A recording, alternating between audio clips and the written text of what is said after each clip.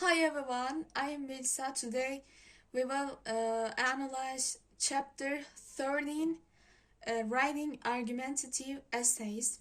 If you are ready, let's start. Uh, Writing a successful argument. This chapter shows us how to prepare and write an argument, and writing occurs in three very extensive stages. First one, what do you before you begin the first draft? The second one, what do you during the writing of the first draft? And the third one, what do you after you have completed the first draft? Uh, but we should keep one point in our minds that writing an argumentative essay is not a linear process, and and also writing a paper is more like decorating a room. uh, you start with a vision of what you want the room to look like. However, halfway through the process, uh, you can change your mind, and there are steps that will help us to keep track of writing an argument. First, before you write, know yourself, know your audience, choose and narrow your issue, write a sentence that expresses your claim, and gather ideas, brainstorm and research, and organize your ideas. And the second, writing the first draft, provide an amazing opening, include a thesis statement, develop your body paragraph, and offer a satisfying conclusion. And the other one, and the last one, after the first draft, read what you have written and revise, and consider what you have not written and revise. Show your work, edit your work, and hand it in. Uh, before you write, uh, before you write, take some time to think about how well you know your topic, and who will be reading your argument, and and decide uh, what claim you would like to defend, and gather and your ideas for defending that claim. And know yourself, the first one, know yourself. Try the good argument. You first must want to write a good argument, and you must be willing to inventory your critical thinking tendencies. Are you prepared to be precise and accurate, for example? And a healthy approach to writing argument for a college is to ask yourself why you are writing an argument, and you must also be willing to ask yourself how well you know the topic you are going to denote, we can say. And let's move, know your audience. um, Targeting your audience is significant. First rule of all communication is to know who your audience is, um, and adjust your style accordingly. And um, are you writing for the students of your community, students of your age and background, or professionals in the field, or political figures? And anticipate your readers' reactions, um, on the basis of what you know about your topic and your audience. Try to detect how your audience can react to your claim and its defense, we can say. And let's move the other one, and choose and narrow your topic. That And decide on a topic that is both controversial or interesting to you, we can say. and pick a topic that you can manage to cover completely in this space allowed for your paper. And according to numbers of words, the topic and the length can change. And write a sentence that expresses your claim. Uh, formulate a single sentence. Formulate a single sentence that presents the central claim of your argument. Central. And write it on a blank sheet of your paper. I think people should, we must, blah blah. And state, yeah, as in state your claim as forthrightly as you can, and be sure that your claim is debatable, something with which someone could disagree with you, we can say. And gather ideas, brainstorm and research. um, Writers generally get their ideas from two sources, their own heads and the heads of other people. Let's look at what is brainstorming. Brainstorm is a method for generating ideas for a paper, and um, brainstorming is also spontaneous and wild.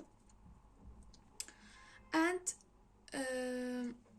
you can brainstorm in several ways. Some writers like to free write, which entails writing for a measure of time without stopping.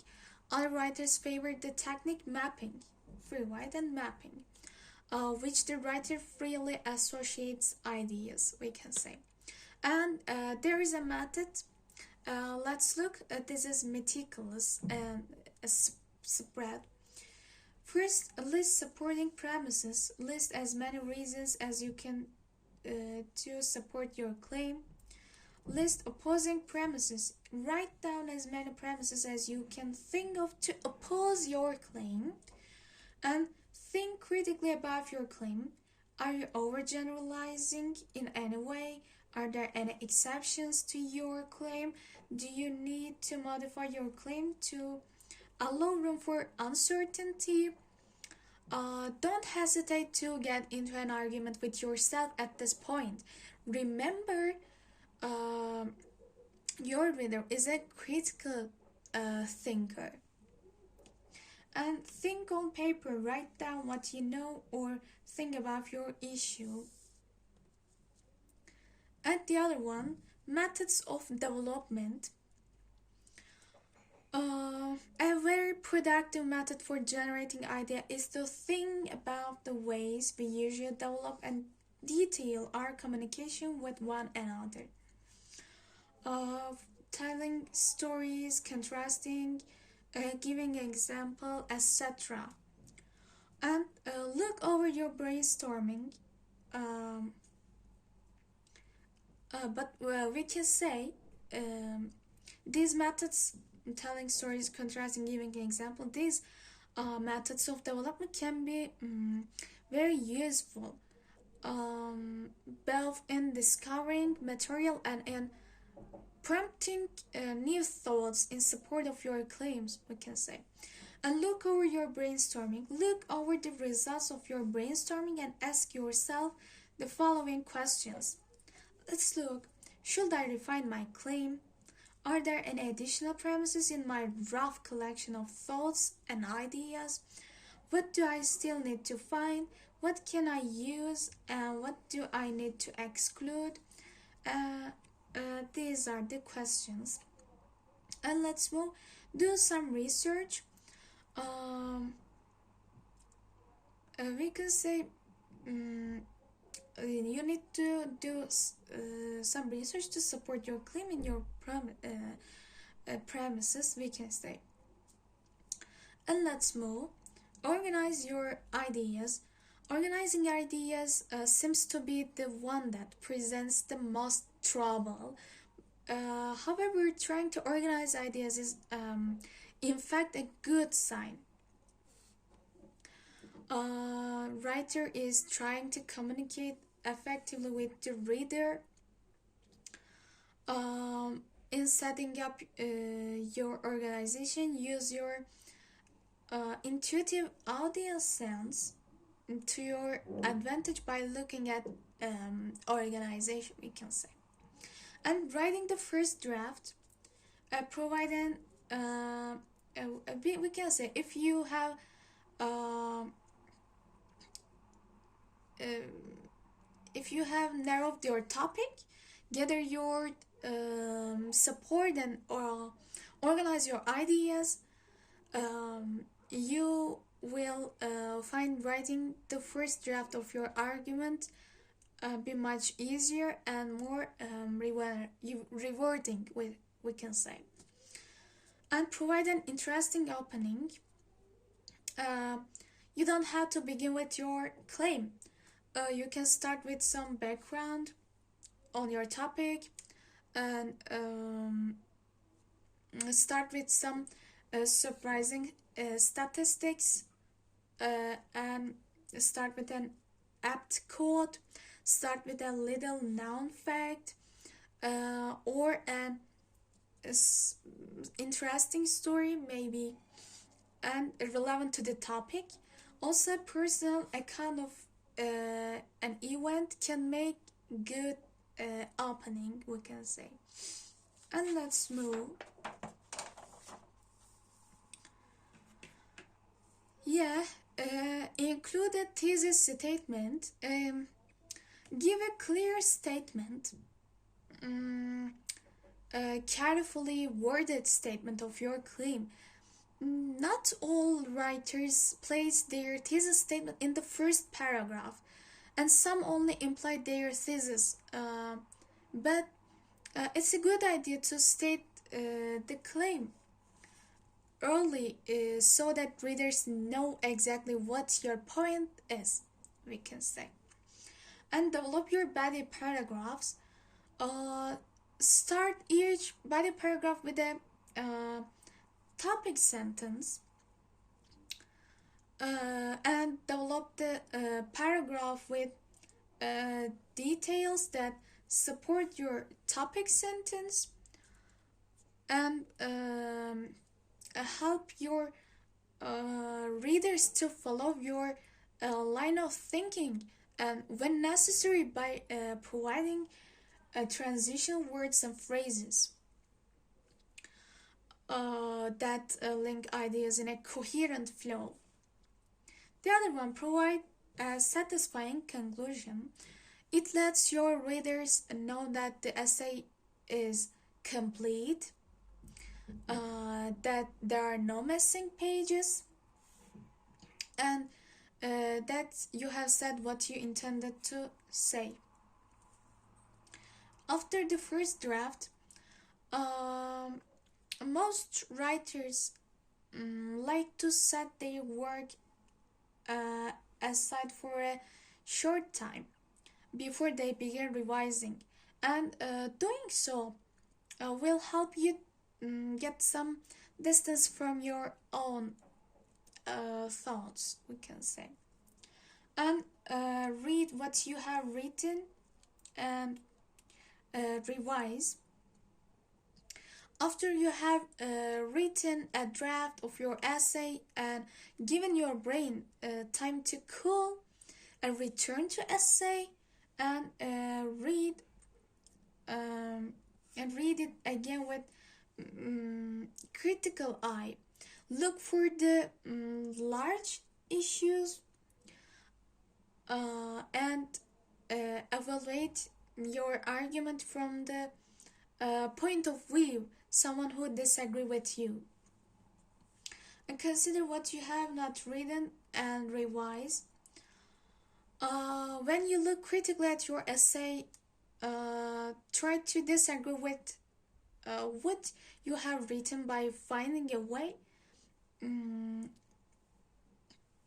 to reject each of the premises you have offered as support, and it will help you to reveal areas where connections are left unexplored. And let's move. Show your work. Show your draft to someone. Um, offer the a friend, a family member, a professor, a tutor, someone who will do you a favor of critically reviewing your essay.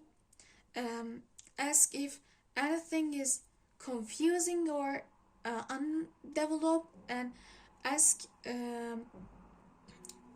ask your reader to show you um, where the argument may be weak or convincing.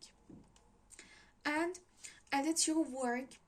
Look over your sentences one last time for grammatical mistakes, misused or missing punctuation, misspelling, and typographical errors. And the last one, hand it in. You can possibly rest assured that your reader, your professor, is the intelligent, impartial, sensitive reader that you have been advised to write for, and that your argument will be evaluated on its strength, its form, and content. If you have done your work well, you will at least get a fair hearing, we can say. And to conclude, we analyze how to prepare and write an argument and their stages. And that's the end of our lessons. Thanks for listening and your participation. Take care of yourself.